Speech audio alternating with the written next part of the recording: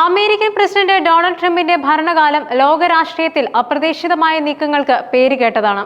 American താൽപര്യങ്ങൾക്ക് പരമപ്രധാനമായ സ്ഥാനം നൽകുന്ന അദ്ദേഹത്തിന്റെ അമേരിക്ക ഫസ്റ്റ് എന്ന നയം പലപ്പോഴും അമേരിക്കയുടെ പരമ്പരാഗത സഖ്യകക്ഷികളുമായുള്ള ബന്ധത്തിൽ പോലും ഉലച്ചിലുകൾ സൃഷ്ടിച്ചിട്ടുണ്ട്.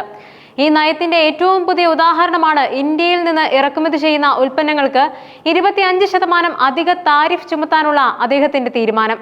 ഇത് കേവലം ഒരു സാമ്പത്തിക നീക്കമായി കാണാൻ കഴിയില്ല. ഇന്ത്യയും അമേരിക്കയും തമ്മിലുള്ള രാഷ്ട്രീയവും സാമ്പത്തികവുമായ ബന്ധങ്ങളിലെ സങ്കീർണതകളെയാണ് ഈ തീരുമാനം വെളിപ്പെടുത്തുന്നത്. നിലവിലുള്ള 25% തീരുവയ്ക്ക് പുറമെയാണ് ഈ അധിക നികുതി. ഇതോടെ ഇന്ത്യയിൽ നിന്നുള്ള ഉൽപ്പന്നങ്ങൾക്ക് മൊത്തം 50% താരിഫ് നൽകേണ്ടി വരും. ഈ തീരുമാനം ഓഗസ്റ്റ് 27 മുതൽ പ്രാബല്യത്തിലും വരും. റഷ്യയിൽ നിന്ന് ഇന്ത്യ എണ്ണ ഇറക്കുമതി ചെയ്യുന്നത് തുടരുന്നതാണ് ഈ നീക്കത്തിന് പിന്നിലെ പ്രധാന കാരണമായി വൈറ്റ് ഹൗസ് ചൂണ്ടിക്കാണിക്കുന്നത്. എന്നാൽ ഈ വിഷയത്തിൽ ഇന്ത്യയെ മാത്രം പ്രത്യേകം ലക്ഷ്യമിടുന്ന ട്രംപിന്റെ നിലപാട് പല ചോദ്യങ്ങൾക്കും വഴിവെച്ചിട്ടുണ്ട്. റഷ്യൻ എണ്ണയുടെ പ്രധാന ഉപഭോക്താക്കളിലൊന്നായ ചൈന, യൂറോപ്യൻ രാജ്യങ്ങൾ, തുർക്കി തുടങ്ങിയവർക്കെതിരെ ട്രംപ് സമാനമായ നടപടികൾ സ്വീകരിക്കാത്തത് ഈ സംശയങ്ങൾക്ക് ആക്കം കൂട്ടുന്നുണ്ട്. ഈ സാഹചര്യത്തിൽ ട്രംപിന്റെ ഈ കടുത്ത നിലപാടിന് പിന്നിലെ പ്രധാന കാരണങ്ങളും ഇത് ഇന്ത്യ അമേരിക്ക ബന്ധത്തിൽ സൃഷ്ടിക്കുന്ന പ്രത്യാഘാതങ്ങളും വിശദമായി അറിയേണ്ടതുണ്ട്. അമേരിക്കൻ പ്രസിഡന്റ് സ്ഥാനത്തേക്ക് ട്രംപ് തിരിച്ചെത്തിയതിനു ശേഷമുള്ള ഈ നീക്കം ഇന്ത്യയെ സംബന്ധിച്ച് വലിയ ആശങ്കയാണ് ഉണ്ടാക്കുന്നത്.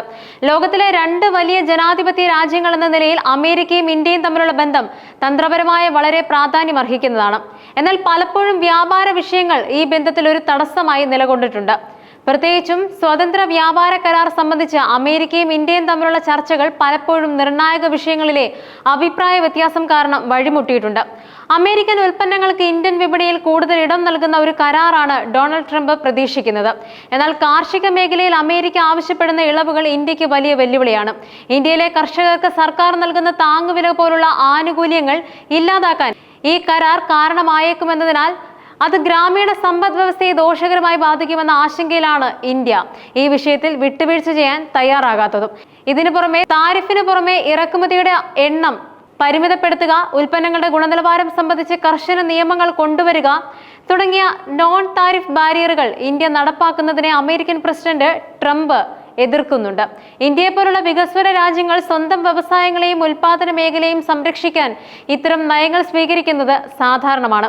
എന്നിരുന്നാലും അമേരിക്കൻ ഉൽപ്പന്നങ്ങൾക്ക് കൂടുതൽ ഇളവുകൾ നൽകണമെന്ന് ട്രംപ് ആവശ്യപ്പെടുന്നുണ്ട്. ഈ വിഷയത്തിലുള്ള ഇന്ത്യയുടെ നിലപാടുകൾ ട്രംപിന്റെ അതൃപ്തിക്ക് ഒരു പ്രധാന കാരണമാണ്. ട്രംപിന്റെ ഈ നയങ്ങൾ അദ്ദേഹത്തിന്റെ അമേരിക്ക ഫസ്റ്റ് എന്ന മുദ്രാവാക്യത്തിന്റെ പ്രായോഗിക രൂപമാണ്. ഒരു രാജ്യവുമായുള്ള ബന്ധത്തിൽ അമേരിക്കയുടെ സാമ്പത്തിക നേട്ടങ്ങൾക്കാണ് അദ്ദേഹം പ്രാധാന്യം നൽകുന്നത്.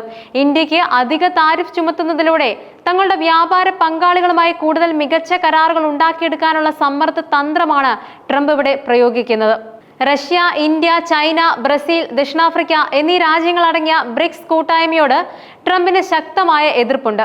ഈ കൂട്ടായ്മയിലെ അംഗങ്ങളായ ഇറാൻ, UAE, ഈജിപ്ത്, എത്യോപ്യ തുടങ്ങിയ രാജ്യങ്ങളും തങ്ങളുടെ വ്യാപാരത്തിനായി സ്വന്തം കറൻസിയെ കൂടുതലായി ആശ്രയിക്കാൻ തുടങ്ങിയതാണ് ഇതിന് പ്രധാന കാരണം.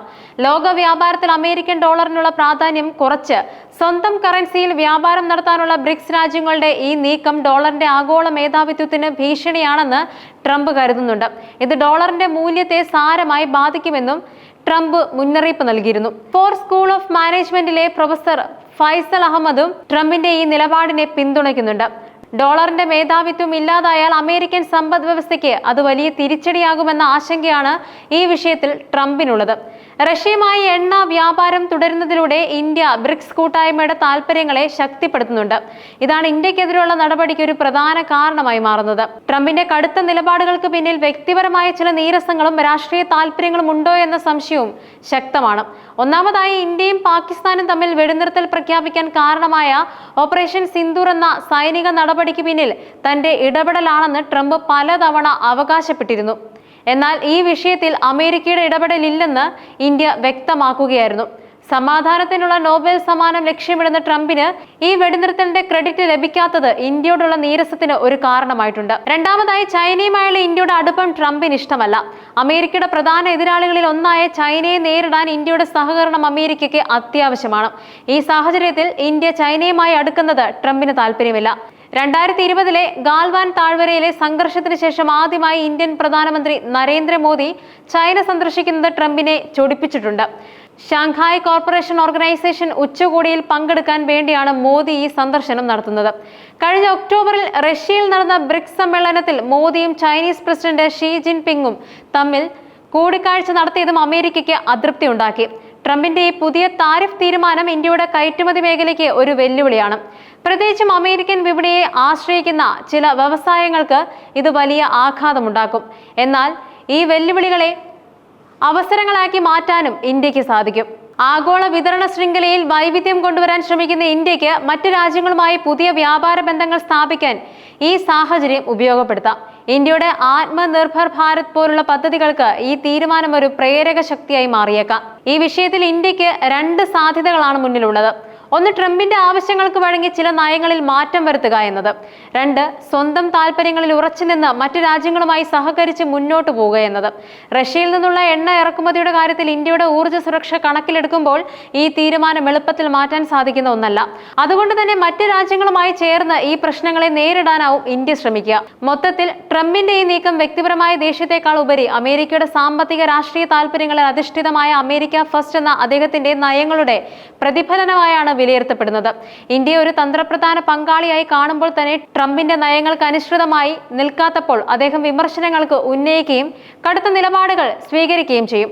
ഇത് ഇന്ത്യ അമേരിക്ക ബന്ധത്തിൽ ഒരു പുതിയ താരിഫ് യുദ്ധത്തിന്റെ തുടക്കമാണോ അതോ താൽക്കാലികമായൊരു പ്രതിസന്ധിയാണോ എന്ന് വരും ദിവസങ്ങളിൽ വ്യക്തമാകും.